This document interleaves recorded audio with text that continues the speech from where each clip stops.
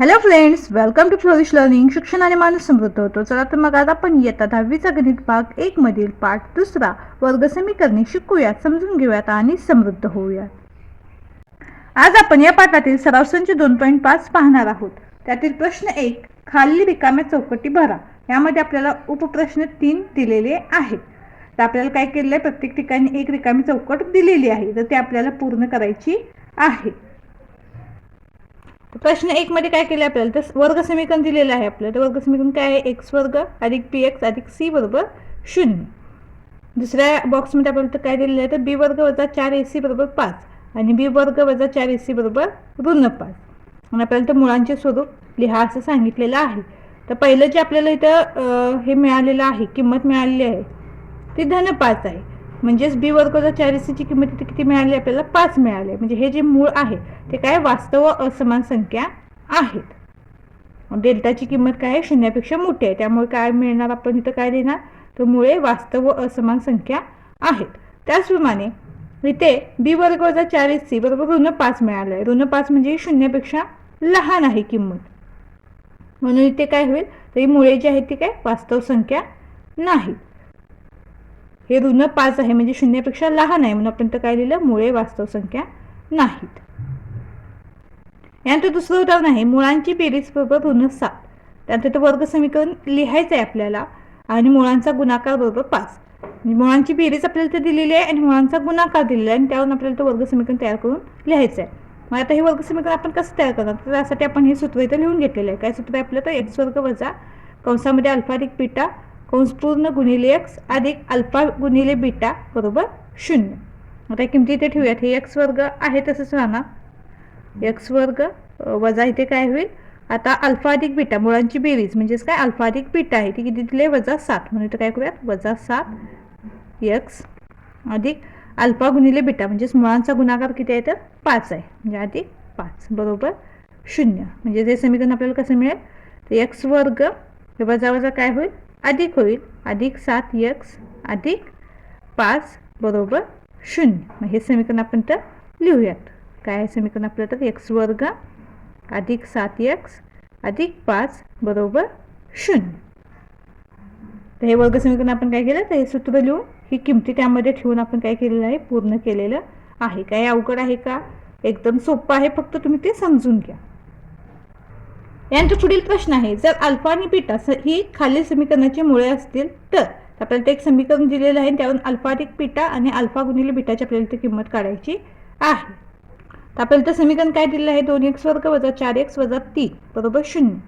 याची तुलना आपण काय करूयात, तर x वर्ग अधिक px अधिक c बरोबर 0 याची तुलना करूयात.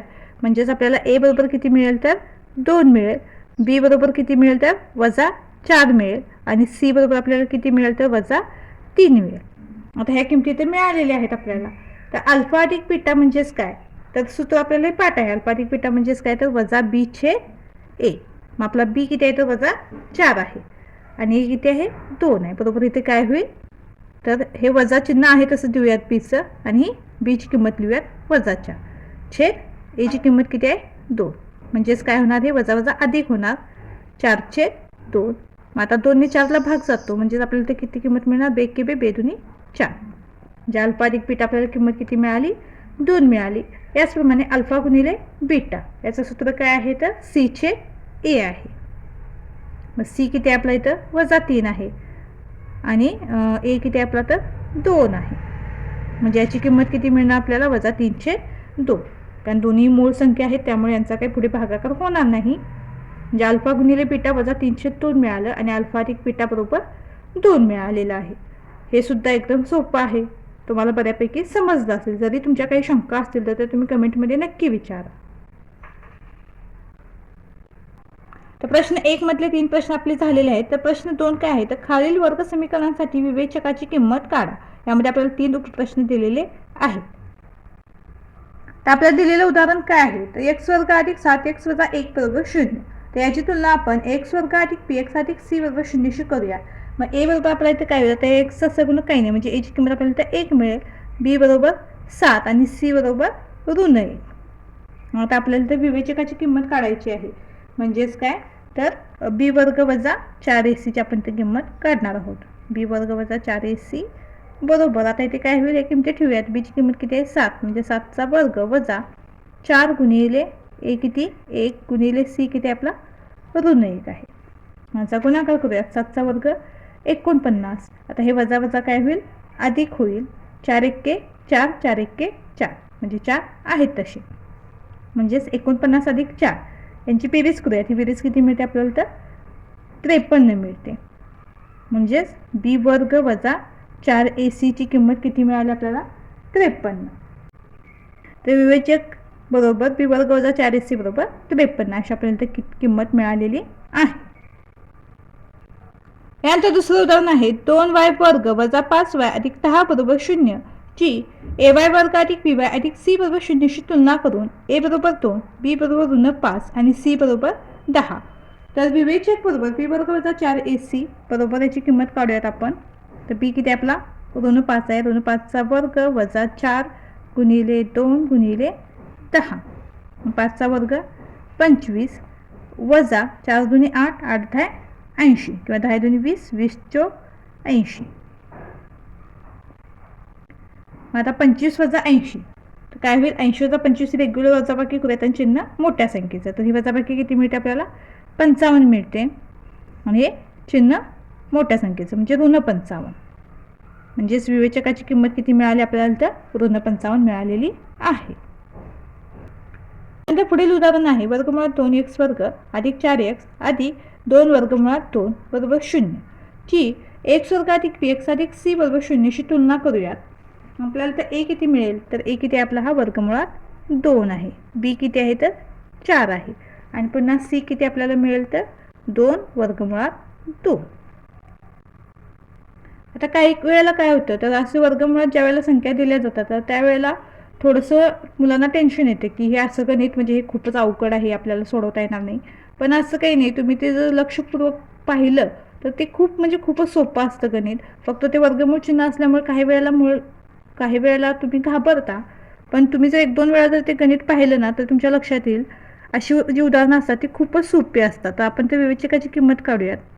तर बी वर्ग वजा 4ac बरोबर, आता इथं बीची किंमत काय आहे, तर 4 आहे. म्हणजे 4चा वर्ग वजा 4 गुणिले एची किंमत काय आहे, तर वर्गमुळात 2 आहे. गुणिले सीची किंमत काय आहे, 2 वर्गमुळात 2 आहे. आता 4चा वर्ग तुम्हाला येतो तर किती येतो, 16. वजा चिन्ह आहे तसं ठेवूयात. आता ह्या 4चा आणि ह्या 2चा गुणाकार करूयात. 4 दुनी 8, ठीक आहे. आणि हे वर्गमुळात 2 गुणिले वर्गमुळात 2 म्हणजेच काय होईल, वर्गमुळात 4 येईल. पुन्हा 4चं वर्गमूळ आपल्याला किती मिळेल, 2च मिळेल. नाही तर आपण डायरेक्ट 2 घेऊया. किंवा हे वर्गमुळात 2 गुणिले वर्गमुळात 2 म्हणजे एकमेकाला हे वर्गमूळ चिन्ह निघून जाईल आणि फक्त 2 इथं शिल्लक राहील. तुम्ही कसंही सोडवलं तरी आपल्याला उत्तर तेच मिळेल. पुन्हा काय होईल, ते हे 16 वजा 8 दुनी 16, 16 वजा 16 आपल्याला काय मिळतं, 0 मिळतं. म्हणजेच इथे विवेचकाची किंमत काय मिळाली आपल्याला, 0 मिळाली. तर हा गुणाकार तुम्ही बाजूला करून पाहू शकता. वर्गमुळात 2 गुणिले वर्गमुळात 2 आपल्याला इथं वर्गमुळात 4 मिळेल. वर्गमुळात 4 म्हणजेच काय, 4चं वर्गमूळ पुन्हा काय मिळेल आपल्याला, 2 मिळेल. यानंतर प्रश्न 3 विवेचकाच्या किमतीवरून खालील वर्ग समीकरणांच्या मुळांचे स्वरूप ठरवा. आता यामध्ये सुद्धा 3 उपप्रश्न दिलेले आहेत. तर आपण प्रश्न 2 ज्या पद्धतीने सोडवला त्याच पद्धतीने आपण प्रश्न 3 पण सोडवणार आहोत. फक्त आपल्याला इथे काय सांगितलंय की मुळांचं स्वरूप लिहायचं आहे तिथे. तर तिसऱ्यातील पहिलं उदाहरण आहे x वर्ग वजा 4x अधिक 4 बरोबर 0 ची x वर्ग अधिक bx अधिक c बरोबर 0 शी तुलना करून a बरोबर 1, b बरोबर ऋण 4 आणि c बरोबर 4. म्हणून विवेचक बरोबर b वर्ग वजा 4ac ची आपण ते किंमत काढूयात. तर इथे काय होईल, वजा 4चा वर्ग वजा 4 गुणिले 1 गुणिले 4. 4चा वर्ग किती आहे आपला, तर 16 वजा 4 एके 4, 4 चोक 16 म्हणजे 16 वजा 16 इथे काय होईल, तर 0 होईल. म्हणजेच काय, विवेचकाची किंमत किती मिळाली आपल्याला, तर 0 मिळाली. आपल्याला तर विवेचकाची किंमत 0 मिळाली आहे. म्हणून दिलेले वर्ग समीकरणाची मुळे वास्तव समान आहेत. यानंतर दुसरं उदाहरण आहे 2y वर्ग वजा 7y अधिक 2 बरोबर 0 ची ay वर्ग अधिक by अधिक c बरोबर 0 शी तुलना करून a बरोबर 2, b बरोबर ऋण 7 आणि c बरोबर 2. म्हणून विवेचक बरोबर b वर्ग वजा 4ac काढूयात आपण इथे. तर b किती आपला, तर वजा 7 आहे. तर वजा 7चा वर्ग वजा 4 गुणिले 2 गुणिले 2, कारण ए पण 2 आहे, सी पण 2च आहे आपला. तर 7चा वर्ग काय होईल 49 वजा 4 दुनी 8, 8 दुनी 16, म्हणजे 49 वजा 16 ही वजाबाकी करावी लागेल. ती वजाबाकी किती मिळते आपल्याला तर 33 मिळते. म्हणजेच काय विवेचकाची किंमत किती मिळाली आपल्याला तर 33 मिळाली. आपल्याला विवेचकाची किंमत 33 मिळालेली आहे, म्हणून दिलेल्या समीकरणाची मुळे वास्तव व असमान आहेत. यानंतर तिसरं उदाहरण आहे m वर्ग अधिक 2m अधिक 9 वर्ग 0 ही m वर्ग अधिक pm अधिक c वर्ग 0 शी तुलना करून a बरोबर 1, b बरोबर 2 आणि c बरोबर 9. म्हणून विवेचक बरोबर b वर्ग वजा 4ac बरोबर b आपला किती आहे तर 2 आहे, 2चा वर्ग वजा 4 गुणिले 1 गुणिले 9 बरोबर 2चा वर्ग 4 वजा 4 1 4, 4 9 36. मग 4 वजा 36 म्हणजेच काय 36 वजा 4 32 आणि चिन्ह मोठ्या संख्येचं म्हणजे ऋण 32. म्हणजेच आपल्याला विवेचकाची किंमत काय मिळाली ऋण 32. विवेचकाची किंमत आपल्याला तर ऋण 32 मिळालेली आहे, म्हणून दिलेल्या समीकरणाची मुळे वास्तव संख्या नाही. तर आपल्याला तर तिसरं उदाहरण पूर्ण झालेलं आहे. पुढील चौथा प्रश्न आहे ज्या वर्ग समीकरणाची मुळे खालीलप्रमाणे आहेत अशी वर्ग समीकरणे तयार करा. तर आपल्याला तर मुळे दिलेली आहेत आणि त्या मुळांच्या वरून आपल्याला समीकरण तयार करायचं आहे. तर पहिली मुळे काय आहेत 0 व 4. आपण काय करायचं तर अल्फा बरोबर 0 आणि बीटा बरोबर 4 मानूयात. मग अल्फा अधिक बीटा बरोबर काय होईल तर 0 अधिक 4. मग 0 अधिक 4 म्हणजे 4च मिळेल आपल्याला. शून्यामध्ये कोणतीही संख्या मिळवली तर आपल्याला तीच संख्या मिळते, शून्यामुळे काही फरक पडत नाही. तसेच अल्फा गुणिले बीटा म्हणजेच काय होईल 0 गुणिले 4. आता इथे शून्यासोबत कोणत्याही संख्येचा गुणाकार केला तर उत्तर आपल्याला काय मिळतं तर 0च मिळतं. तर मिळणारे वर्ग समीकरण काय आहे तर x वर्ग वजा कंसामध्ये अल्फा अधिक बीटा कंस पूर्ण गुणिले x अधिक अल्फा गुणिले बीटा बरोबर 0.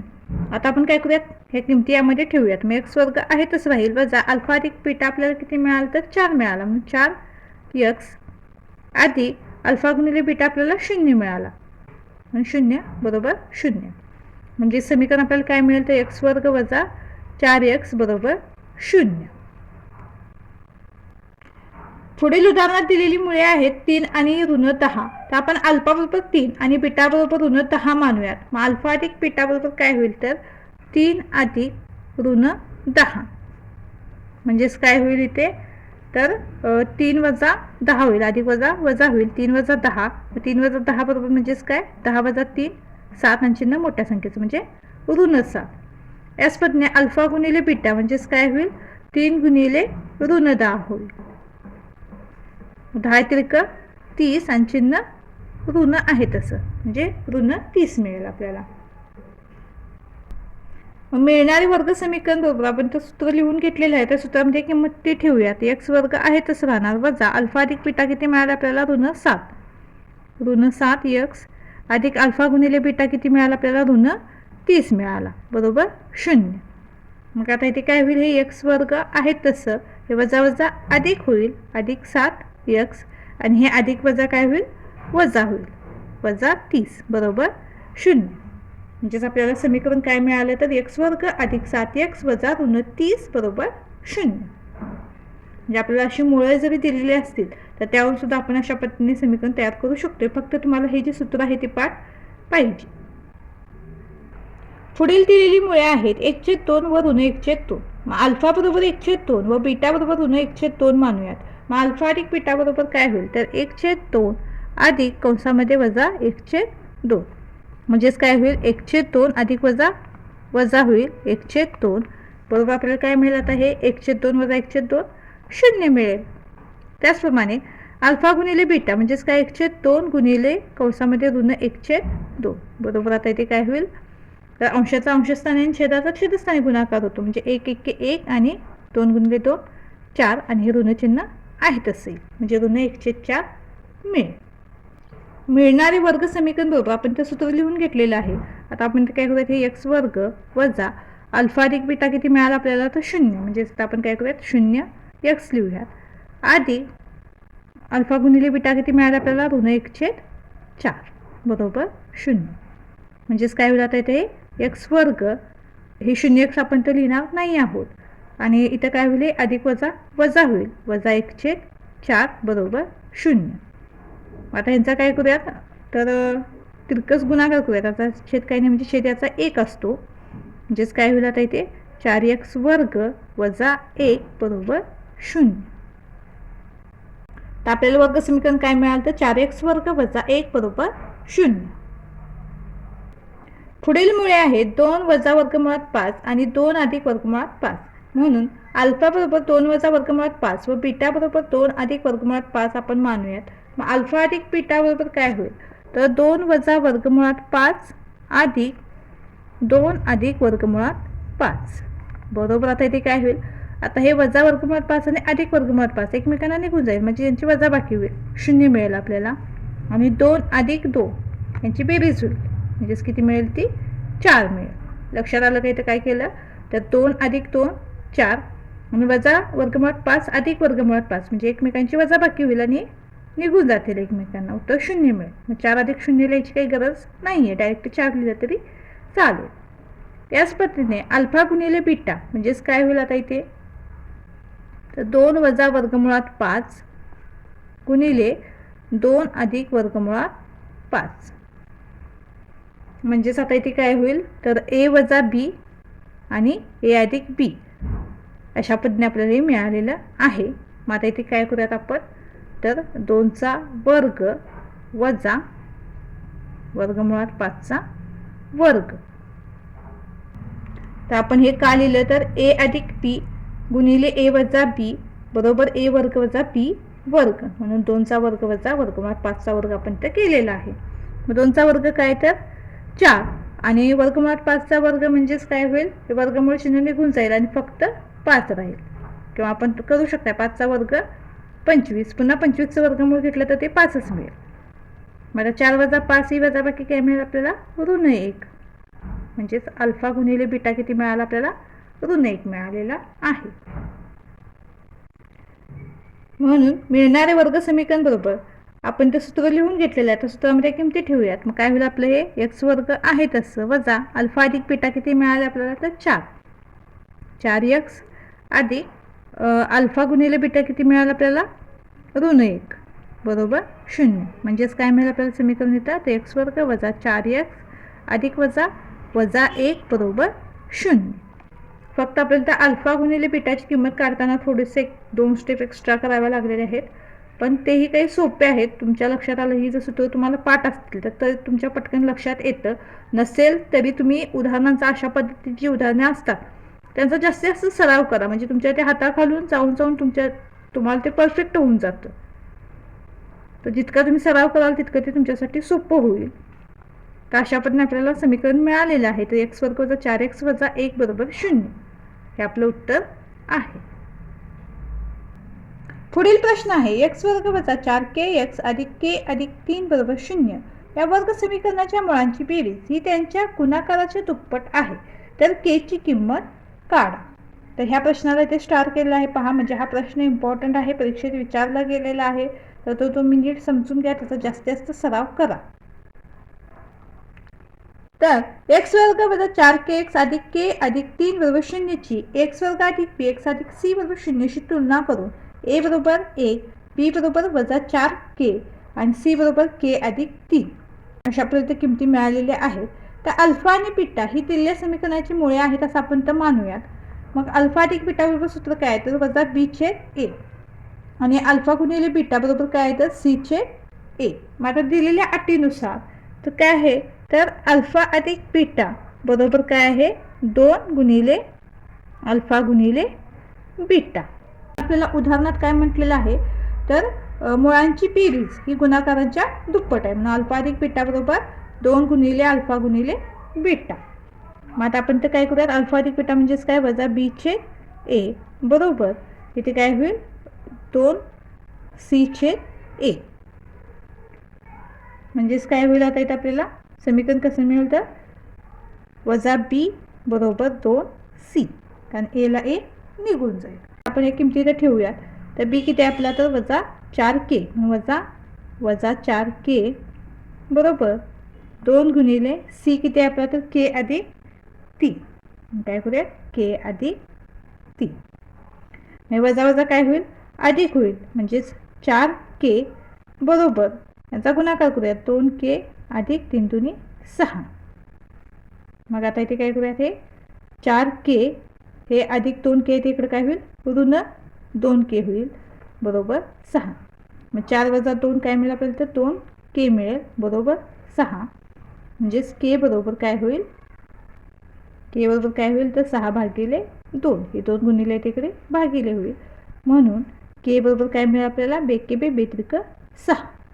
ज्या पद्धतीने आपल्याला उदाहरण सांगितलेलं आहे त्या पद्धतीने आपण त्याची मांडणी करून घेतलेली आहे आणि आपल्याला केची किंमत इथे मिळालेली आहे. पुढील प्रश्न आहे जर अल्फा आणि बीटा ही y वर्ग वजा 2y वजा 7 वजा 0 या वर्ग समीकरणाची मुळे असतील तर प्रश्न 1 अल्फा वर्ग अधिक बीटा वर्ग आणि प्रश्न 2 अल्फा घन अधिक बीटा घनच्या किमती काय. तर ह्या प्रश्नाला सुद्धा इथे स्टार केलेला आहे पहा. तर हा प्रश्न सुद्धा इम्पॉर्टंट आहे. हा सुद्धा समजून घ्या आणि याचा जास्तीत जास्त सराव करा. तर y वर्ग वजा 2y वजा 7 वजा 0 ची ay वर्ग अधिक by अधिक c बरोबर 0 शी तुलना करून a बरोबर 1 b बरोबर ऋण 2 आणि c बरोबर ऋण 7 अशा किमती आपल्याला ते मिळतात. मग अल्फा अधिक बीटा बरोबर काय आहे सूत्र तर वजा b छेद a. मग आपला b किती आहे तर ऋण 2 आहे म्हणजे ऋण 2 छेद a किती आपला तर 1 आहे. म्हणजेच इथं काय होईल हे तर ऋण धन होईल आणि छेदामध्ये 1 असताना तो आपण लिहिला नाही तरी चालेल. म्हणजे फक्त काय मिळेल आपल्याला तर 2 मिळेल. म्हणजे अल्फा अधिक बीटा किती मिळाला आपल्याला 2 मिळाला. याच पद्धतीने अल्फा गुणिले बीटा म्हणजेच काय तर c छेद a. मग c किती आपला तर ऋण 7 आहे a किती आहे 1 आहे. म्हणजेच काय होईल फक्त ऋण 7 मिळेल कारण छेदातील 1 आपण लिहिला नाही लिहिला तरी चालेल. म्हणजे अल्फा गुणिले बीटा किती मिळाला ऋण 7 मिळाला. आपल्याला तर अल्फा वर्ग अधिक बीटा वर्ग आणि अल्फा घन अधिक बीटा घनच्या किमती काढायच्या आहेत. तर हे उदाहरण सोडवण्यासाठी आपण तर आपल्या पाठ्यपुस्तकातच आपल्याला जी सोडून दिलेली उदाहरणे आहेत त्यामध्ये ते जे सूत्र दिलेलं आहे ही सूत्र आपण ते वापरणार आहोत. अल्फा वर्ग अधिक बीटा वर्ग बरोबर काय दिलेलं आहे कंसामध्ये अल्फा अधिक बीटा कंसाचा वर्ग वजा 2 गुणिले अल्फा गुणिले बीटा आणि अल्फा घन अधिक बीटा घन बरोबर कंसामध्ये अल्फा अधिक बीटाचा घन वजा 3 गुणिले अल्फा गुणिले बीटा कंसामध्ये अल्फा अधिक बीटा कंस पूर्ण. तर ही दोन्ही सूत्रे आपण काय करणार आहोत आता ह्या उदाहरणामध्ये वापरणार आहोत. काय आहे सूत्र अल्फा वर्ग अधिक बीटा वर्ग बरोबर कंसामध्ये अल्फा अधिक बीटा कंसाचा वर्ग वजा 2 गुणिले अल्फा गुणिले बीटा. मग आता अल्फा अधिक बीटा आपल्याला काय मिळालेलं आहे तर 2 मिळाले म्हणजेच काय करायचं 2चा वर्ग वजा 2 गुणिले अल्फा गुणिले बीटा काय मिळालं आपल्याला तर ऋण 7 मिळालं. गुणिले काय करूयात ऋण 7 करूयात बरोबर. 2चा वर्ग काय तर 4 आहे. आता इथे काय होईल वजा वजा अधिक होईल आणि 7 दुनी 14 म्हणजे 4 आणि 14 यांची बेरीज करूयात. आता ती बेरीज किती मिळते तर 18 मिळते. म्हणजेच अल्फा वर्ग अधिक बीटा वर्ग बरोबर काय मिळालं आपल्याला 18 मिळालेलं आहे. याच पद्धतीने अल्फा घन अधिक बीटा घन बरोबर कंसामध्ये अल्फा अधिक बीटा कंस पूर्ण कंसाचा घन वजा 3 गुणिले अल्फा गुणिले बीटा गुणिले कंसामध्ये अल्फा अधिक बीटा कंस पूर्ण. आता इथे किमती लिहूयात. अल्फा अधिक बीटा किती आपला तर 2 आहे तर 2चा घन वजा 3 गुणिले अल्फा अधिक बीटा अल्फा गुणिले बीटा किती आपला तर ऋण 7 आहे गुणिले काय होईल अल्फा अधिक बीटा किती आपला तर 2 आहे. आता 2चा घन करूया त्याचे 2चा घन 8 पुन्हा इथे काय होईल वजा वजा अधिक होईल 7 त्रिक 21 21 दुनी 42 किंवा 7 दुनी 14 14 त्रिक 42 कसाही गुणाकार करू शकताय. मग 42 अधिक 8 ही बेरीज किती मिळते आपल्याला तर 50 मिळते. म्हणजेच अल्फा घन अधिक बीटा घन बरोबर काय मिळालं आपल्याला 50 मिळालं. किती सोपं उदाहरण आहे पहा. फक्त हे सूत्र जे आहे ते तुम्ही पाठ करून ठेवा. म्हणजे अशा पद्धतीचं उदाहरण तुम्हाला विचारलं तर सूत्र पाठ असेल तर त्या किमती ठेवून तुम्ही ते पटकन सोडवू शकताय. आणि या प्रश्नाला स्टार आहे म्हणजे हा परीक्षेत बऱ्याच वेळा विचारला गेलेला आहे किंवा परीक्षेत विचारला जाण्याची शक्यता याची जास्त आहे.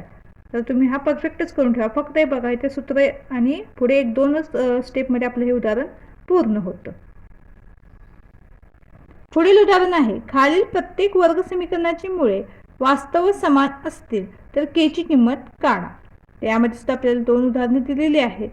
आणि आपल्याला काय करायचे केची किंमत काढायची आहे.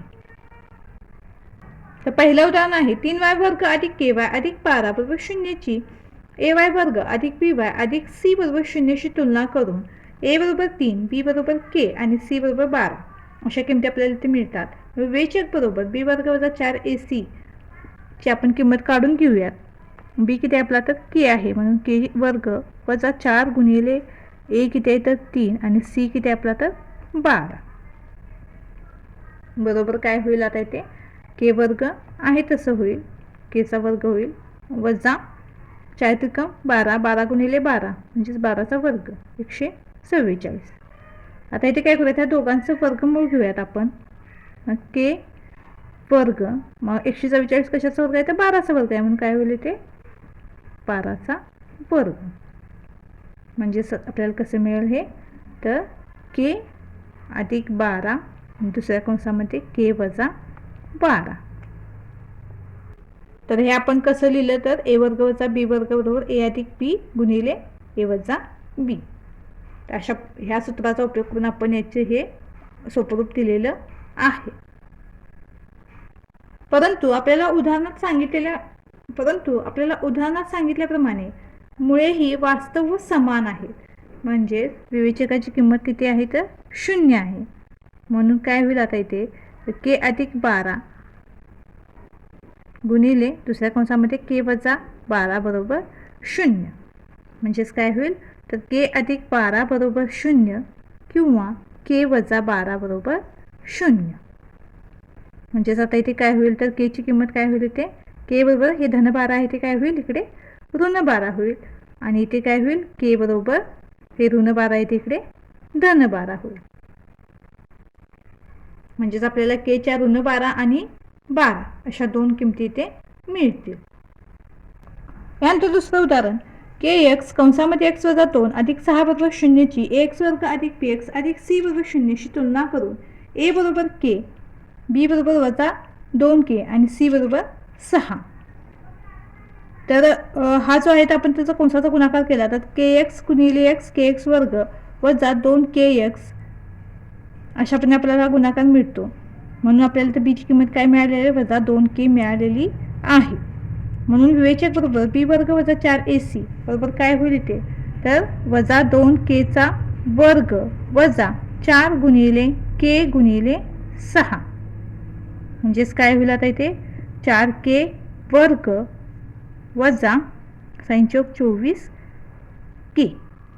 म्हणजेच काय होईल इथे जर आपण सामायिक अवयव बाहेर काढला तर 4k सामायिक अवयव बाहेर निघेल आणि कंसामध्ये ते काय राहील तर k वजा 6 राहील.